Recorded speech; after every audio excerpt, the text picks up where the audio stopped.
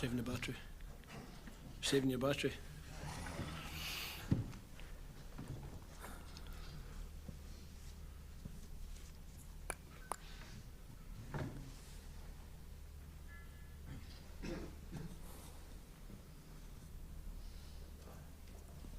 Here we go.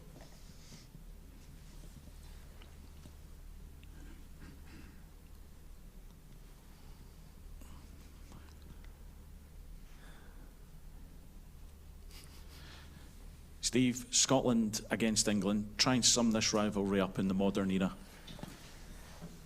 I think you just sum it up forever. It's been 150 years in the making, so always good games, always competitive games.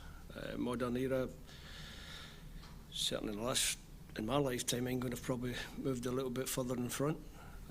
We're trying to close the gap on them, and we'll find out tomorrow how much we've closed that gap. Yeah, it's obviously commemorating 150 years of Scottish football, a friendly match. But what type of game do you expect? How competitive will this be? It will be a competitive friendly, if you can have such a thing. I think both teams will want to win. Obviously, the boys from both sides interact with each other at different clubs. They come across each other all season, so both sides will want the bragging rights. Do you use this as a gauge, given the result at the Euros? It was 0-0 at Wembley. Do you use this as a gauge, or is it more about what we're doing in qualifying and how well we're doing elsewhere? Or do you look at this game, given, as you say, a lot of the players play against each other at club level? We try to take out of this game what we need to take out it. So I've got some things that I want to see on the pitch. Testing ourselves against top opposition, which we're going to come across more often in the next 12, 18 months. So we'll use it that way. Gareth will use it the way he wants to use it.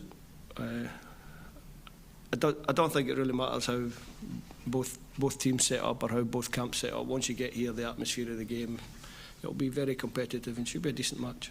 You'll be able to tell me, but you live in England, how Scottish football is perceived, and given that, then, do you use this game to maybe prove points about how well Scotland are doing?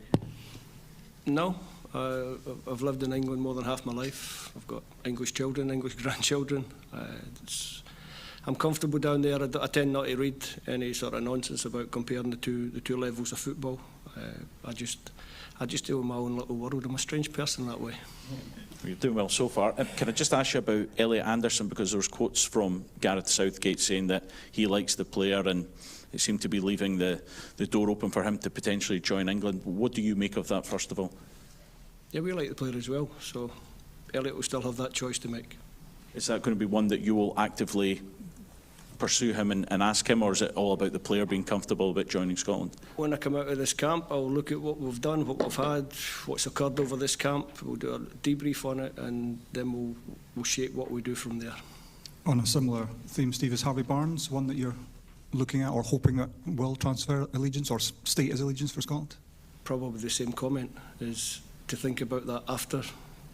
We want the best players we can possibly get. If they're eligible for Scotland and they've got a chance to play for us and they can improve the squad that I've got, which is not an easy thing to do. And I get all the story around it because we're playing England, so you want to speak about Elliot, you want to speak about Harvey. I quite like speaking about the boys that I've got because they've put us in a really good position and they deserve a lot of credit for that. Absolutely. On which note, where do you see the level? You talked about closing the gap. The run that you're on, the level that you're playing at, in your mind, where is the gap or the level between Scotland and England right now? Don't know. Find out. I think for us is just to try and continue to improve. I speak about it all the time, game to game, performance to performance. Obviously we played well in Cyprus, we had a good comfortable evening. And now we see what we can do against a team that's nominally a pot one team, always in the later stages of major tournaments. That's the benchmark we want to judge ourselves against. So we'll find out tomorrow night how close we are. Can I ask what it would mean to you personally to continue your winning streak against England here? Wouldn't matter who we're playing against, it would be nice to continue a winning streak. The longer you can go on a winning run, the better everybody feels about themselves. I think when you walk around and I don't do it very often because I don't live here, but if you walk around the streets of Scotland just now, I think there's a feel-good factor around the place. So the longer we can keep that going, the better. And that feel-good factor, of course, is tied in to your imminent, one hopes, qualification for the Euros. How are you going to monitor things in Norway? Will you be aware of what's going on? I think the crowd might keep me up to date. I won't be monitoring it, I'll be watching the game. As the game unfolds on the pitch, that's my job. It's not to worry about what happens elsewhere. I'm glad you think it's imminent. In my head, it's not imminent. It's still a long way away until you're actually over the line. I've been in situations before as a coach or a manager where you're trying to achieve a target with a club, and sometimes the last step's the longest one. So we'll just focus on the game tomorrow night, and what happens elsewhere happens. One last one from me. Sometimes in these kind of prestigious occasions, when you've got the smaller team against the bigger team, you know, they can get a little bit sort of overwhelmed. Do you think England will cope okay with their status as underdogs? No comment. Someone take the mic off, Kerry. I'll go, Steve. Just your thoughts on this. What's your memories of this fixture, growing up watching it and whatnot? What's your sort of any overriding memories you remember of this game? Gordon McQueen, header, big man, sadly no longer with us. I remember that one. He jumped so high, incredible goal. I remember as a young man, the year we got banned from the Scotland fans, got banned for going to Wembley. I remember being there.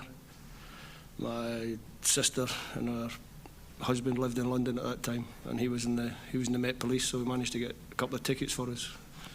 I remember somewhere between the stadium and getting back to my sister's house, I lost my young brother Michael, and my sister gave me an absolute hell of a time. But he turned up eventually. He jumped in somebody's car and got a lift back in because the tubes were off, the buses were off, you had to walk. So he managed to get a lift off some random geezer and made his way back. And I'd have been 16 at the time, so Michael would have been 12. So I can understand now why my sister was so upset. I suppose that's what this fixture does. When you ask folk that they have all these sort of the memories, it just shows you how big this fixture is in world football, and you know how Scots really do hold this fixture kind of close to them when these types of things happen. Yeah, I think so. Obviously we do, but I think the English hold them quite close as well. They like to beat us. Don't make any mistake about that. Don't think it's more important to Scotland than it is to England. Having lived in England for, as I said, quite a long time, I understand that it means a lot to them as well. The memories are great. You know, I think we became world champions when we won in '67, didn't we? So all the little things, all the little memories. The 9-3 game, maybe not such a good memory. So there's loads of memories for everybody to have, and hopefully after this one, we can give them a few more. Last couple, please. Just in terms of what we mentioned there about the other game obviously going on in the group, will be strange in that aspect, in that you know you could get a crowd cheer in the middle of nothing, and your mind may look to what's happened over there. How do you balance that? Like I said, I'm a strange person. Probably won't register if I'm focused on something within the game. So, like I said, there's nothing we can do about that. So we just do what we can to beat England tomorrow night. Steve, just on what you said a little bit earlier, it's testing yourself against top opposition. Obviously, it's quite rare to be able to do that in international football. Talking about the Euros that are hopefully coming sooner, other big games, hopefully big tournaments. Can this be the perfect preparation for the players with a tough opposition, massive crowd, big expectation? Is that the way you see it? Yeah, this game. And then we go for a very competitive game against Spain. And then we play France in a friendly match. And then next year after, hopefully we've been at the Euros, Euro 2024, hopefully we've been there. We go into a Nations League group against another 3 of the top European sides. So this is where we're at as a squad, as a team. And this is where you have to challenge yourself and you have to get better. I believe that the more you play against the top sides, the better you become. You might suffer a little bit at times, but if you suffer in the right way, you can only improve. Steve, in your first squad that you named, you had 5 players playing in the English Premier League. Now, if you look at it, you've got 10, some playing in Italy, some playing in Spain. Do you think the form we've seen over, especially the last 6 months, is a direct benefit of those players playing at the very top level every week? It's a mixture of a lot of things. It's an evolution of a group of young men that have grown up. We've managed to keep most of them together. When I first came in, I spoke about the number of caps a lot of them had. Thankfully, I think I've identified the right ones to continue to cap them at international level, become more and more experienced. I think this camp, if depending on circumstances tomorrow, I could end up handing out a couple more 25 cap medals. Callum McGregor's now over 50. It's a group that's grown together and improved together, and the fact that they're all moving around and playing in different places, getting different experiences, being challenged, again, going back to my previous point, being challenged at the top level, playing in the English Premier League against top opposition week in, week out. That's how you improve. Back at Sorry, just back at Hampden, you'll obviously seen the attendances go up, the mood around the place, every time you come back seems to get better and better. Is that something the players talk about? Do you hear them talk about the fact that they like coming here to play and they feel that they've got that backing now? They enjoy getting support rather than getting booed. So that just follows on. The crowd are on side. We've known for a little while now the crowd are back on side. They love coming to watch their national team. They enjoy their nights here at Hampden, and hopefully we can give them another one to enjoy tomorrow night. Steve, can you say how much has changed in the mentality of the players since that penalty shootout in Belgrade and since that experience of playing in the Euros, including at Wembley? Yeah, an evolution. I spoke before the Euros saying no matter what happened in the tournament, we would come out a better team. It was one of my quotes. I remember it. It's probably one of the ones I actually got right, because we have improved. We've got better and better. And that's what happens when you get to major tournaments. You get that experience. You should improve. If you don't improve, then you're not a very good person. And I'm talking about coaches and players. We should all improve for that experience. And there's great excitement among the supporters of both England and Scotland, and the players as well. Would you like to see, as the manager, this tournament coming back as an annual fixture? What are the pros and cons of that? Way above my pay grade, that one. I'll skip that one. Thank you. Ins and outs, injuries, everyone fit? Everyone's fit and available. Thank you. Thank you.